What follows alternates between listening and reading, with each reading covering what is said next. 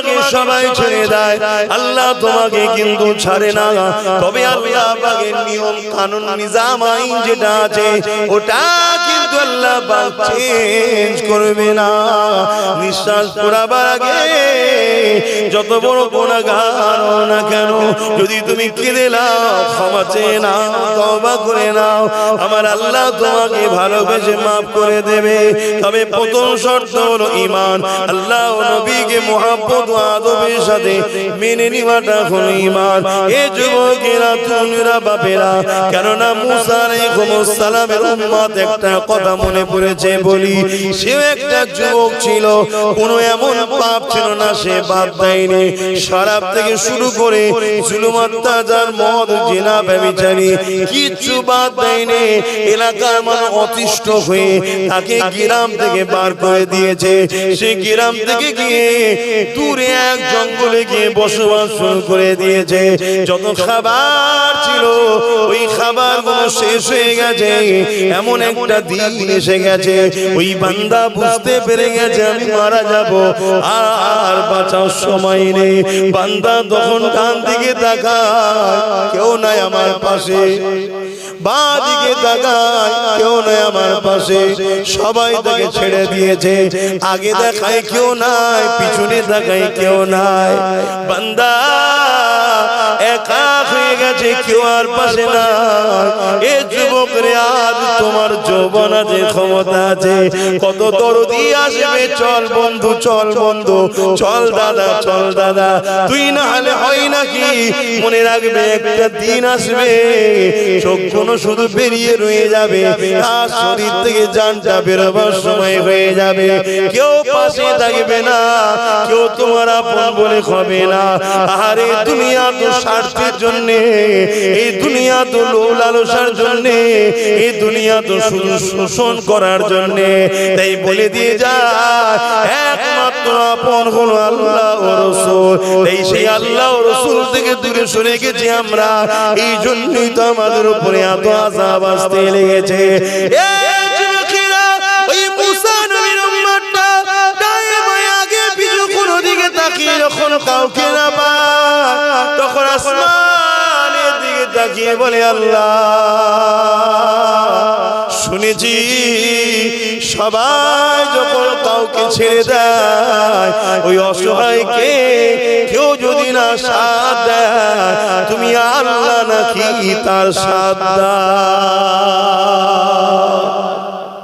মূর্খ মানুষ পড়িনি, বান্দা বলছে শুনেছি, শুনেছি আপনি বড় দয়ালু, শুনেছি আপনি বড় রহমান, শুনেছি আপনি বড় মেহেরবান। আজ আমি একা হয়ে গেছি আল্লাহ, আমি তো মারা যাব, আমার জানাজাটাও হবে কি হবে না, বাঘ চুপ জন্তুদের ছিঁড়ে ছিঁড়ে খাবে কি জানি না। এই করুণ নজরে আসমানের দিকে তাকিয়ে তাকিয়ে ক্ষমা চায় বলে আল্লাহ, জীবনের শেষ মুহূর্তে ক্ষমা চাইছি, মাফ করে দাও, ক্ষমা করে দাও।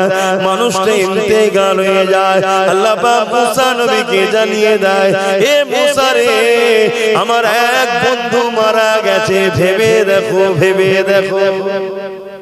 কত ভালোবাসে, আর সেটা আবার মুসা নবীর উম্মত। আমার নবীর উম্মতকে তো আল্লাহ আরো ভালোবাসে। কেন তোমরা তওবা করো না ভাইরা? ভুল হয়ে গেছে, গান সিনেমা যাত্রা চলে গেছে, তওবা করো, ফিরে আসো, ফিরে আসো, মসজিদগুলোকে আবাদ করো। যদি কাজের জন্য মসজিদে না আসতে পারো, যে ওয়াক্ত ফ্রি থাকবে সেই ওয়াক্তে মসজিদে যাও, বাকি নামাজগুলো যেখানে আছো সেখানে পড়ে নাও। আসো আমার ভাইরা, এ দুনিয়া লোভের জায়গা, এই লোভ থেকেই বাঁচতে হবে। এ দুনিয়া ধোঁকা, স্বার্থপর। সমাজে দেখছো না তোমার পাশের কত লোকের নিঃশ্বাস ফুরিয়ে যাচ্ছে, মনে রাখে, সব ভুলে যায়। কত কষ্ট করে মেহনত করে বাপ মা ছেলে পুলে মানুষ করে, আর করে 3 দিন 4 দিন যেতে না যেতেই ভুলে যায়। কি গো, কিন্তু ইমানদাররা বলে না, এটা মনে রাখবে, ইমানদাররা প্রত্যেক জুম্মাতেই বাপ মার কবরের কাছে যায়। কারণ রাসূল বলেছে, মান যারা কবর আবাওয়াইহি আও আহাদুহুমা ফি কুল্লি জুমআতিন গফারাল্লাহু ওয়া কুতিবা বাররা। জুম্মার দিন অথবা জুম্মার দিনের দুজন উভয়ের অথবা একজনের কবর যে ছেলে জিয়ারত করে আল্লাহ তার কপালে লিখে দেয় বাপ মার খেদমতগার ছেলে জাহান্নাম থেকে নাজাত পেয়েছে। জোরে বলুন, আরো জোরে বলে। কিন্তু যাদের হৃদয়ে নবী নাই সেই মুসলমানগুলো আমার বাপ মাদের কবর পাই মুরব্বিদের কবরের কাছে যায় আর কিন্তু যে বাপ মা ছেলেকে নবীর সঙ্গে জুড়ে দিয়ে যাবে সেই বাপ মা কবরে গিয়েও শান্তিতে থাকবে। আপনার ছেলে দুনিয়ায় ভালো কাজ করবে, আল্লাহ দেখাবে, মনটা খুশি হবে। আর আপনার ছেলেকে যদি আপনি আল্লাহ রাসূলের সঙ্গে জুড়ে না দিয়ে যান, আপনার ছেলে দুনিয়ায় বদমাইশি করবে, আপনাকে আপনার কবর থেকে বেইজ্জতি করবে। শুনছেন আমার আব্বা জানেরা? অনেক আব্বা জানরা বলে কি করব, ছেলেটা জন হয়ে গেছে, পেরে উঠতে পারছি না। দোয়া করেন, আল্লাহর কাছে দোয়া করেন সব হিদায়াত করুক। বলুন আল্লাহ আমিন। আমাদেরই তো বাচ্চা জাহান্নামে চলে যাক, এটা তো চাইবেন না। দোয়া করুন, কিন্তু চেষ্টা করুন ছেলে যেন জান্নাতি হয়, ছেলে যেন পরিবর্তন হয়। আর ছেলেরাও চেষ্টা করে আমার মা বাপ গুলো যেন জান্নাতি হয়। অনেক মা আছে বেপরদা হয়ে পরের বাড়িতে গিয়ে টিভি দেখে বসে থাকে। এই বিকেল বেলা সব একসাথে যে গল্প করছে রাস্তা ধারে বসে বসে, এর কথা ওর কথা, এর কথা ওর কথা, এর কথা ওর কথা, কেন করা যায় না? এই দুনিয়ায় গল্প করতে এসছো, একটু আদর দিয়ে ছেলেদেরকে ধরতে হবে। মায়ের মা তুমি এরকম বাইরে বেরো আর বেরো, পরের বাড়ি টিভি দেখতে যাও, আমাকে খারাপ লাগে। মা তুমি তো আমার মা, তোমার ছেলে আমি, তোমার পায়ে ধরছি, আমার ভালোবাসা যদি আমার জন্য যেও না। কেন তুমি এইটা বন্ধ করতে পারলে তোমার মা জান্নাতি হবে। এই যে ছেলে হিসেবে মাকে জান্নাতি চাইছো, আল্লাহ তোমাকেও জান্নাত দেবে। জোরে বলুন সুবহান। ভালো কাজ করে, নামাজের ব্যাপার আছে। তারপরও একটু বিদায় নেবার আগে ছেলেটার কথা বলে দিয়ে যান। মুসা আলাইহিস সালামকে আল্লাহ বললেন জানাজা পড়ো। মুসা নবী এলাকার লোকেদেরকে নিয়ে জঙ্গলে গেলেন। এলাকার লোকেরা বলতে লেগেছে, ও হযরত নবী মুসা, এটা তো সেই বদমাই দুষ্টু ছেলেটা যাকে আমরা বার করে দিয়েছি গ্রাম থেকে, সে আবার আল্লাহর বন্ধু হয়ে গেল। আল্লাহ বলল আমার বন্ধু, শোনো তোমাদেরকে আল্লাহ ভালোবাসে, দূরে সরে যেওনি আমার সোনার ভাইরা, কিন্তু মৃত্যুর আগ পর্যন্ত ছাড়া, এর মধ্যে যে তুমি তওবা করলে মাফ করবে। এ নজওয়ানিরা, হযরত মুসা আলাইহিস সালাম আল্লাহ পাককে বলতে লেগেছে, আল্লাহ আপনি বলছেন বন্ধু, এরা বলছে পাপী, আমি কোন দিকে যাব? মুসা সাল্লামকে আল্লাহ বলে, মুসা রে ওরা ঠিকই বলছে, তবে শোনো এই মানুষটা যখন পাপ করার জন্য এলাকার লোকে রেখে বার করে দেয়, একা জঙ্গলে গিয়ে থাকতে থাকতে যখন মৃত্যুর সময় এসে যায়, কোন দিকে যখন কাউকে আর কাছে না পায়, মৃত্যুর সময় একা একা হয়ে গেছে, তখন এই মুহূর্তে আমি আল্লাহ আমার কথা ওর মনে পড়েছে। ভেবে দেখুন, যৌবন আল্লাহর বিরুদ্ধে সব কাটিয়ে দিয়ে শেষ সময় আমরা হলো তো কেউ ঘর ঢুকতে দিত না, সারা জীবন বাইরে ঘুরে ঘুরে মরার সময় আব্বা আব্বা বলতে এসেছে, কি করতেন না করতেন। আমার দয়ালু মালিক, তুমি আমাদেরকে জান্নাতি দাও, আমার ভাই বোনকে সব ভালো করে দাও। বলুন আল্লাহুম্মা আমিন। এই যুবকেরা, হযরত মুসা আলাইহিস সালাম কে আল্লাহ বলে, ও হযরত মুসা, তখনও কাউকে না পেয়ে চোখ ভরা পানি আসমানের দিকে যখন তাকিয়ে বলেছে, আল্লাহ আপনি ছাড়া আমার কেউ নেই, সবাই আমাকে ছেড়ে দিয়েছে, আল্লাহ আপনি আমাকে ছেড়ে দেবেন না, সবাই আমার থেকে সরে গেছে, আল্লাহ আমি একা হয়ে গেছি, আপনি আমাকে ছেড়ে দেবেন না। শুনেছি যার কেউ না থাকে তার তো আপনি রয়েছে, এই আল্লাহ আপনি আমাকে নিরাশ করে ছেড়ে দেবেন না। ওর চোখের পানি আর করুণার নজরে দেখা আর এমন করে জবান দিয়ে বলা, আল্লাহ আমায় ছেড়ে দেবেন না, সবাই ছেড়ে দিয়েছে মুসা রে, ও এত পাপী হওয়ার পরও আমার দয়া ওকে ছাড়তে পারেনি। আমি আল্লাহ ওকে মাফ করে দিয়ে ওকে আমার বন্ধু বানিয়ে নিয়েছি। আরো জোরে বলুন সুবহানাল্লাহ।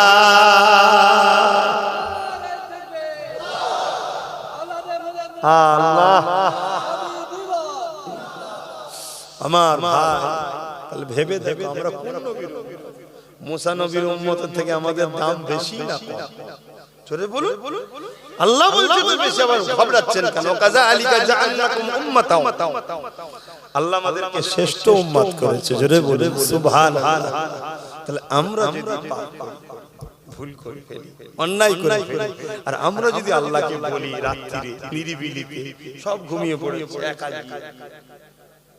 সেজদায় পড়ে কাকুতি বিরতির সাথে, একদিন হয়তো চোখ দিয়ে পানি বেরোবে না, দুদিন বেরোবে না। আমি বলছি চেষ্টা করুন, 3 দিন পরে এত কাঁদা কাঁদবেন আপনি নিজেই বুঝতে পারবেন না। তার মানে কানেকশন শুরু হয়ে গেছে।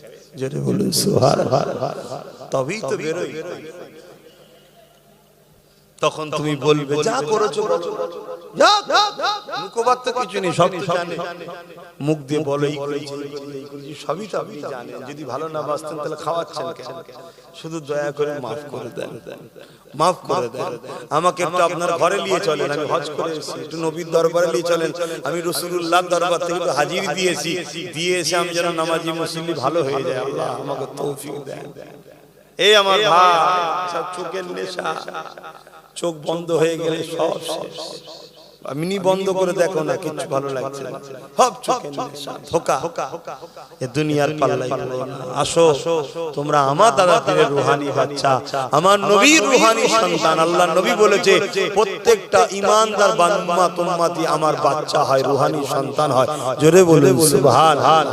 সেই নবীর দিনকে আজকে পৃথিবী জুড়ে আবার একদল সন্ত্রাসরা মিটাবার জন্য উঠে পড়ে লেগেছে। আমি তোমায় বলে যাচ্ছি আল্লাহ নবীর দিন কোনোদিন মেটেনি আর মিটবেও না। জোরে বলুন সুবহানাল্লাহ। কিন্তু এই সন্ত্রাসগুলো ছোট ছোট বাচ্চাগুলোকে পর্যন্ত হত্যা করে দিচ্ছে, মা বোনদের আবরু পর্যন্ত লুটে নিচ্ছে। এদের মোকাবেলা করে আমাদেরকে রুখে দাঁড়াতে হবে। এই দাঁড়াতে গেলে সংখ্যা লাগে না, এই দাঁড়াতে গেলে বোম লাগে না, বন্দুক লাগে না, অস্ত্র লাগে না।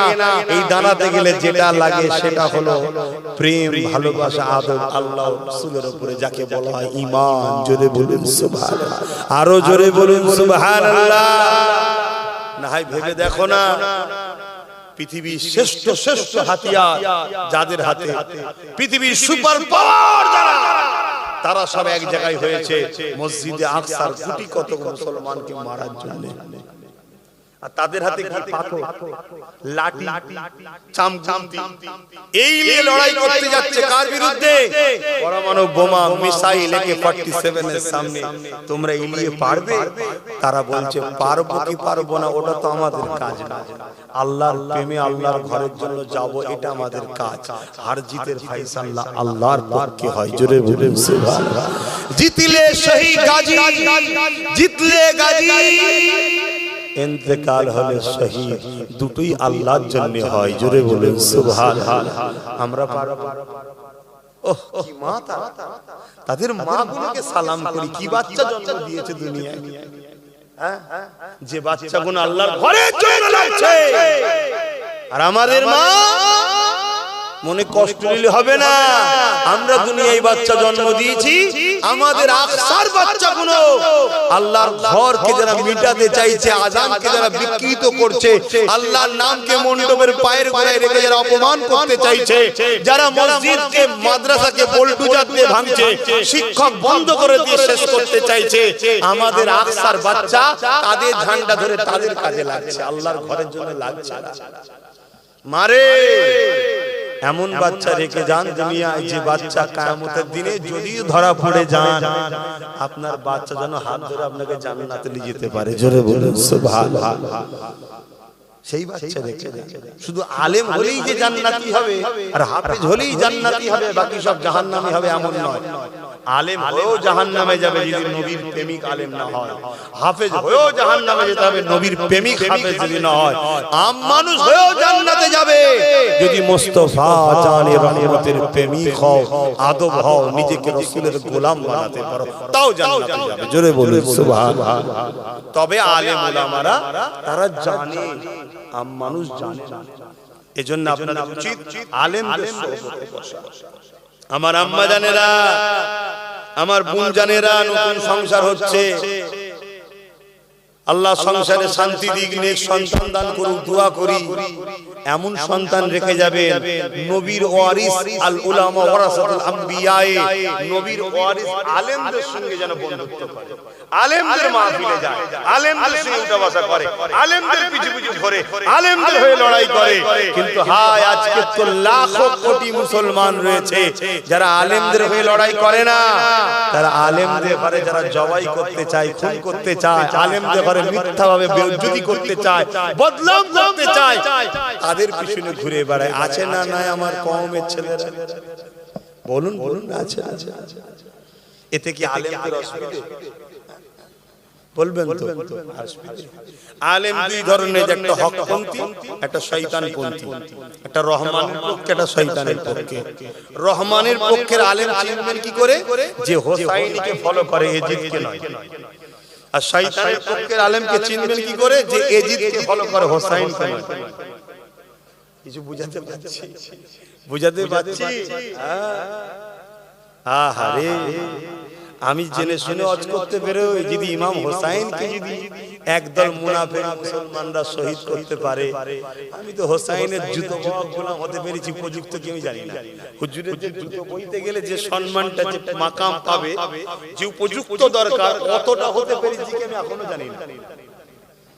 হুজুর তো অনেক উঁচু ব্যাপার, হুজুরের জুতোর কত কথা, এসব আবার অনেকে বুঝবে না। প্রেম ভালো, যা প্রেম ভালোবাসা অনেকে বুঝবে না।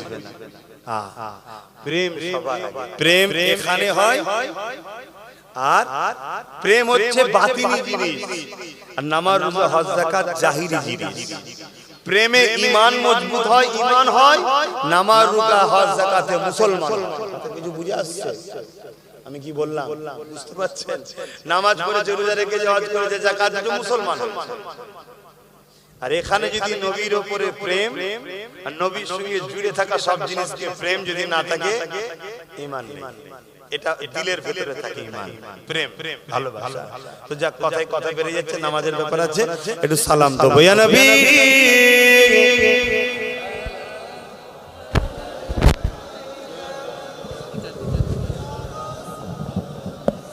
একটাই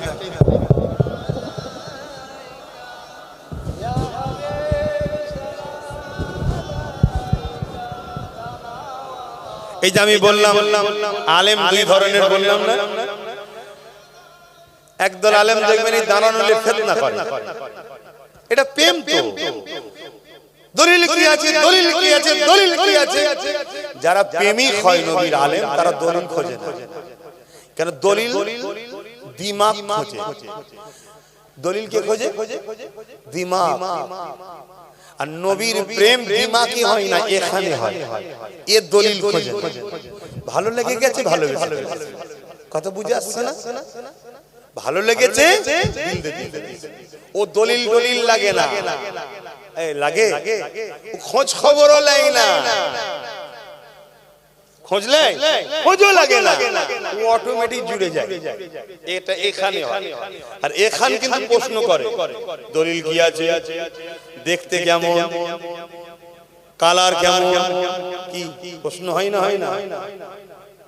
এটা এখান থেকে হয়। ওই জন্য আল্লাহ এখানে ঈমান রাখেন, ঈমান এখানে রেখেছে। নবীর প্রেম এখানে আছে, এখানে নয়। এখানে নামাজ আছে, এখানে রোজা আছে, এখানে হজ আছে, এখানে যাকাত আছে। ঠিকভাবে রুকু হলো তো, দলিল অনুযায়ী হলো তো, এগুলো তো ঈমান না, এগুলো আমল, এগুলো দলিল লাগে, ঈমানের দলিল লাগে না। ঈমান এখানে আছে। এটা যেমন করে খুশি করো, শুধু যার জন্য করছো সে যেন নারাজ না হয়। সে একটা কথা বলেছে, কি? আমি আল্লাহ নয়। নবী কি আল্লাহ? না। অতএব যেমন করে খুশি তুই প্রেম করো নবীকে, কোন রকম ভাবে হবে না। শিরক তো এই জন্য জাহিরি নয়, শিরক অন্তর থেকে হয়। শিরক এই যে দাঁড়ালাম, এটা অন্তর নয়, এটা জাহিরি, এটা কাজ হচ্ছে, একটা আমল হচ্ছে, এটা একটা আমল হচ্ছে। এই জন্য এটা শিরক কোনোদিন হতেই পারে না। শিরকের জায়গা এখানে আছে, এখান থেকে শিরক হয়, আর এখানেই ঈমান আছে। আমি বুঝাতে পারছি তো নাকি? হ্যাঁ, অতএব এই যে দাঁড়ানো, এই দাঁড়ানো নিয়ে লোক ইখতিলাফ করে। আরে বোকা, কোরআনে আছে সাল্লু দরুদ পড়ো, সাল্লিমু সালাম দাও। কিভাবে সালাম দিবটা তোমার আমার রুচির ব্যাপার। কেউ যদি বসে দেয়, তোমাকে বসে কে দিতে বলেছে? কেউ যদি শুয়ে শুয়ে দেয়, তোমাকে শুয়ে দাও, ওটা তার রুচি, তার ভক্তি, তার বিশ্বাস, তার ভালোবাসা, তার কতটা চাহাত আছে। তা আমাদের প্রেম ভক্তি ভালোবাসা কি? একটু দাঁড়িয়ে সালাম দেব। কি আমরা বলেছি নাকি কেউ দাঁড়িয়ে না দিলে সে কাফের হয়ে যাবে? বলেছি। কিন্তু কেউ যদি দেয়, সে তো পাপী নয়, সে একটা প্রেম করার জন্য সওয়াব পাবে। জোরে বলুন সুবহানাল্লাহ। নবী সাহাবারা নবীকে যখন প্রেম করত, এক একটা প্রেম তার কোন কোরআনও দলিল নেই, হাদিসও দলিল নেই। যেমন বোঝাবার জন্য আল্লাহ নবী যখন ওযু করতেন, সাহাবারা এসে ওযুর পানিকে লিবার জন্য রেসারেসি করতেন। কোরআনের কোন জায়গাতে নেই যে নবী যখন ওযু করবে তোমরা পানিটাকে নেবে। হাদিসেও কোন জায়গায় নবী বলে দেয় না সাহাবারা আমি যখন ওযু করব তোমরা পানিটা লিবি। নবী কোন জায়গায় বলেন। তাহলে সাহাবারা করছে কেন? প্রেম, ভালো ভালো আমার আকার মুখের পানি বেরোচ্ছে। আল্লাহ নবী যখন থুতু ফেলার প্রয়োজন হতো, থুতু সাহাবারা হাত পাততেন, হুজুর আমার, হুজুর আমার, হুজুর আমার, হুজুর আমার। যেদিন যার হাতে পড়তো সে সেদিন নিজের চেহারায় লাগাতো। সেই দিন থেকে কয়েক সপ্তাহ সাহাবীর শরীরে একটা আলাদা নূর দেখা যেত এবং খুশবু বের হতো। জোরে বলুন সুবহানাল্লাহ। হাদিসে কোন জায়গায় আছে যে নবী থুতু ফেললে তুমি নেবে? কোরআনে কোন জায়গায় আছে? এটা দলিল লাগে না ভাই, শুধু খেয়াল রাখতে হয় যে কাজটা করছি ওই কাজটা ইসলামে হারাম আছে নাকি? ইসলামে আছে নাকি যে দাঁড়ানো হারাম? এক কথা বলছেন না কেন? এ তো প্রেমের ব্যাপার, এ তো ভালোবাসার ব্যাপার। আল্লাহ নবীর সাহাবাদের এমনও প্রেম ছিল হৃদয়ের মধ্যে, কিন্তু করতে পারতো না, বলতে পারতো না। যখন যখন সুযোগ পেয়েছে একবার সাহাবারা বলেও ফেলেছে যে হুজুর আপনাকে আমি সেজদা করব। শুনছেন কি বলছি? সাহাবারা একবার বলেও ফেলেছে হুজুর একটু সুযোগ দেন না, সেজদা করি। আল্লাহ নবী বলে খবরদার নয়, আমার উম্মতের জন্য তাজিমি সেজদাও হারাম। তাই সাহাবারা করেনি না, এত প্রেম করতো নবীকে। শুনছেন কি বলছি? নবী বলেছেন কি আমার উম্মতের জন্য তাজিমি সেজদাটাও, এই সেজদা দুই ধরনের হয়, একটা ইবাদতের জন্য, ওটা তো সমস্ত উম্মতের জন্য হারাম ছিল, কিন্তু অন্যান্য নবীর উম্মতরা তার নবী এবং কওমের সময় সেজদা করাটা জায়েজ ছিল তাজিমি। যেমন ফেরেশতারা এবং কি বলে জিনকে, ইবলিসকে আল্লাহ বলেছিল আদমকে সেজদা করো, ওটা কি ইবাদতের সেজদা না, তাজিমি সেজদা। আদমের মাকাম বড়, তাই সেজদা করো, আদব করো, আদব করো, এটা আদব বাড়াবার জন্য। তো অন্যান্য নবীর উম্মতের জমায় ছিল তাজিমি। আমার নবী বললেন কোন সেজদা আমার উম্মতের জন্য জায়েজ নয়, সব হারাম, একমাত্র সেজদা আল্লাহর জন্য। জোরে বলুন সুবহানাল্লাহ।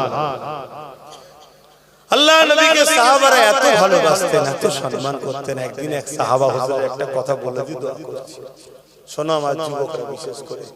আজকে তো তোমরা অনেকে নবীর মাহফিলে সম্মান দিতে চাও না, নবীর নাম শুনলে অনেকে সাল্লাল্লাহু আলাইহি সাল্লাম বলে বা কুররাতু আইনা বিকা ইয়া রাসূলুল্লাহ বলে ফুদে চোখে লাগায়। অনেকে লাগায়, অনেকে লাগায় না। যে লাগায় না সে কাফের নয়, কিন্তু কেউ যদি লাগায় প্রেমে, তাকে সমালোচনা করো না। সে প্রেমে করছে, ভালোবাসাই করছে, শুনছে, ভালোবাসাই করছে। কেন? আমার রাসূল পাক সাল্লাল্লাহু আলাইহি সাল্লামের নামে চুমা দিতে হবে এবং নবী পাক সাল্লাল্লাহু আলাইহি সাল্লাম এর নামে চুমা দিয়ে চোখে বোলানোর জন্য বহুত ওয়াকিয়া আছে। আল্লাহ তার চোখের রোশনি ছিল না, চোখের রোশনি পর্যন্ত ফিরিয়ে দিয়েছে। জোরে বলুন সুবহানাল্লাহ। এটা প্রেম, এটা ভালোবাসা। তো আমি যে কথা বলছিলাম, কিন্তু এইগুলো লিখে আমরা জোর করি, দেখেছি? কেন প্রেমে জোর হয় না, প্রেমে আবার জোর হয় না, এইভাবে ভালোবাসতে হবে, এই প্রেমে জোর হয় কোন? প্রেম তো দিল থেকে, ঠিক না? আমার রাসূল পাক সাল্লাল্লাহু আলাইহি ওয়াসাল্লামের এক সাহাবী, তিনার দায়িত্ব ছিল ওই নবী পাক যখন ঘোড়ার পিঠে বসতেন বা উটের পিঠে বসে কোনো জায়গায় যেতেন, নবীর পিঠের ওই যে বসার যে জায়গা, কাজাবা যেটাকে বলা হয়, ওটাকে বেঁধে দিতেন। ওই এক সাহাবীর দায়িত্ব ছিল। হুজুর যখনই বেরোবে রেডি। যেমন আমি বোঝাবার জন্য বলছি, কেউ যখন কোনো জায়গায় বেরোয়, গাড়ি অনেকের ড্রাইভার রাখা আছে, অনেকের অনেক কিছু রাখা আছে, পানি টানি গাড়িতে রেডি করে দেয়, এটা তার দায়িত্ব।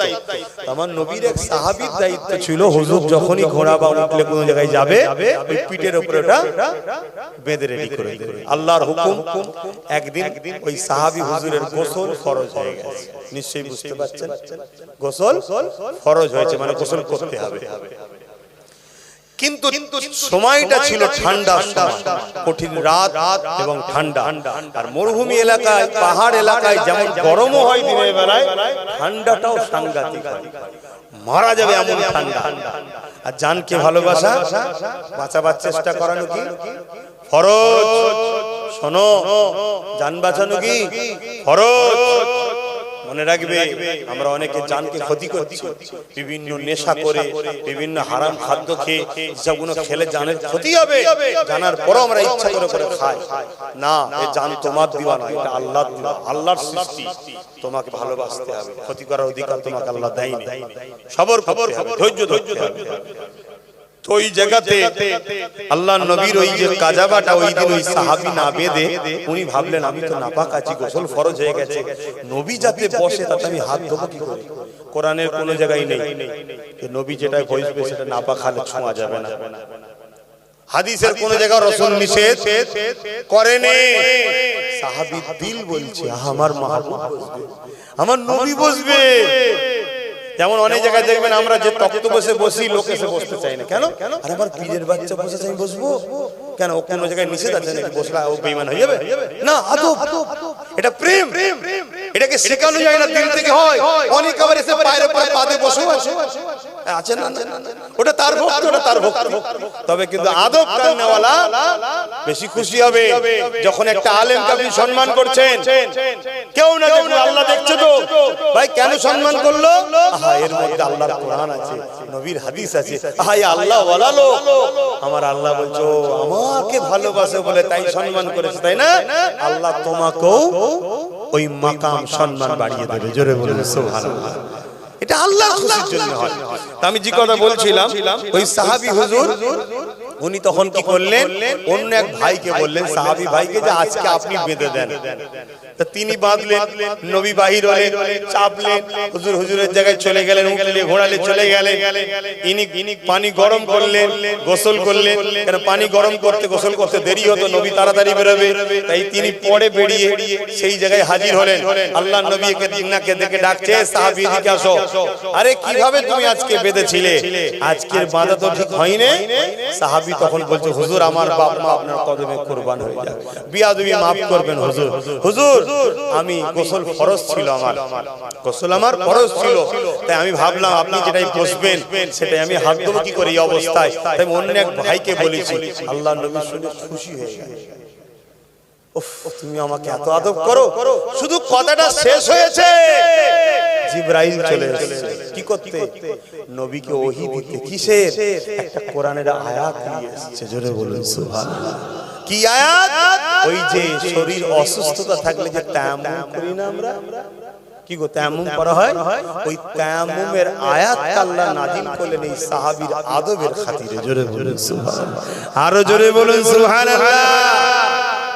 কিছু কিছু জিনিস আল্লাহ ব্রেন দিয়েছে, আশরাফুল মাখলুকাত কোতে ভাবা দরকার।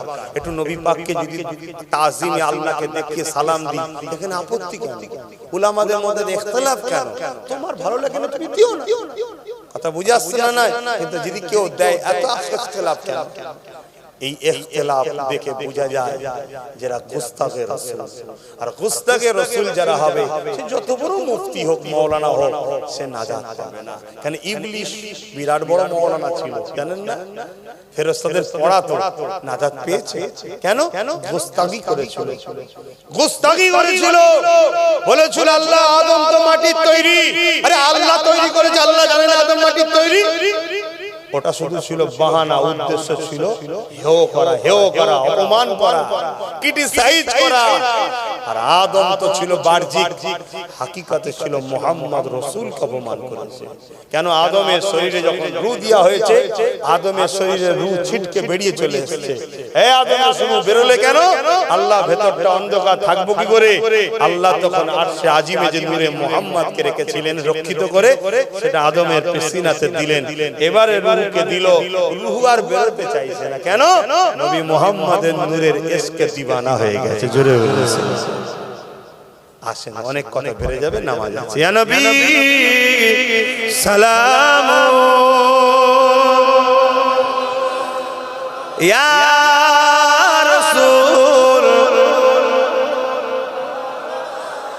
ইয়া হাবিব সালাম। কঠিন ওরের দিনে কি আছে মোদে এ কপাল, গুনাহগার উম্মাহ আতো আপনার লইবেন সঙ্গে এ মাহশরে। নবী সালাম, ইয়া রাসূল, ইয়া হাবিব সালাম।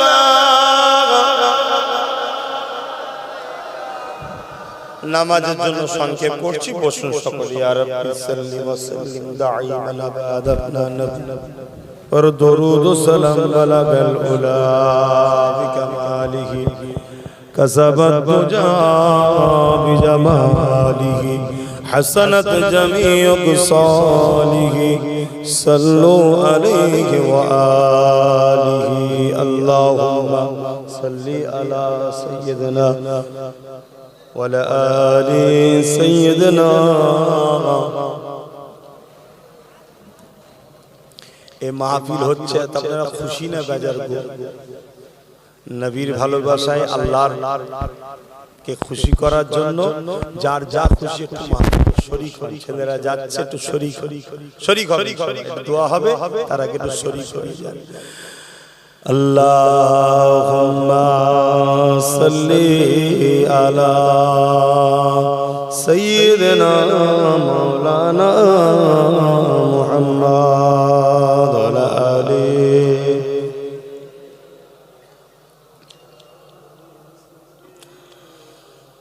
हाल दिल किसको सुनाए आपके होते हुए। বলুন না সুবহানাল্লাহ। আমাদের দিলের কথা কাকে শোনাবো? নবী থাকতো অন্যজনকে শোনাবো কেন?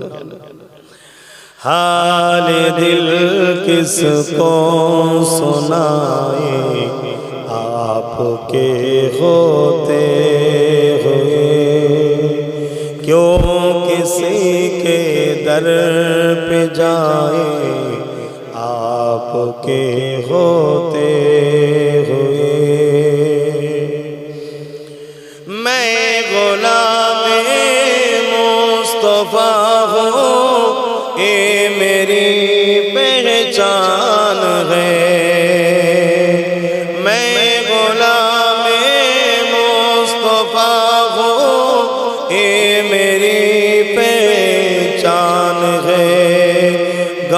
मुझे क्यों कर सताए आपके होते हुए हाल दिल किसको सुनाए आपके होते हुए अल्लाहुम्मा सल्ली अला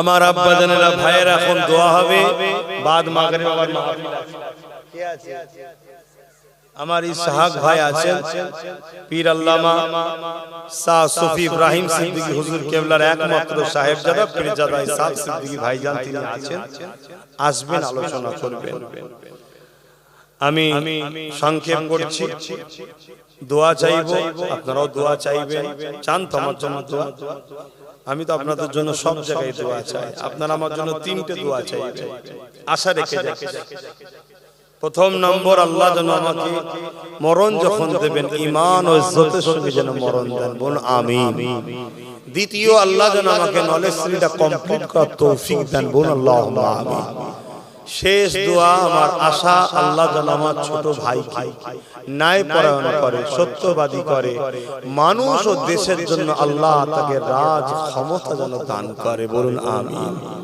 এটা আমার আশা আপনারা সাথ দেবেন দোয়া করবেন আসেন আল্লাহুম্মা আমিন আয় আল্লাহ যা কিছু বলালেন বললাম বলা করার মধ্যে ভুল ভ্রান্তি আপনি মাফ করে দিন আল্লাহ রহমত করে মেহেরবানি করে নিজ গুণে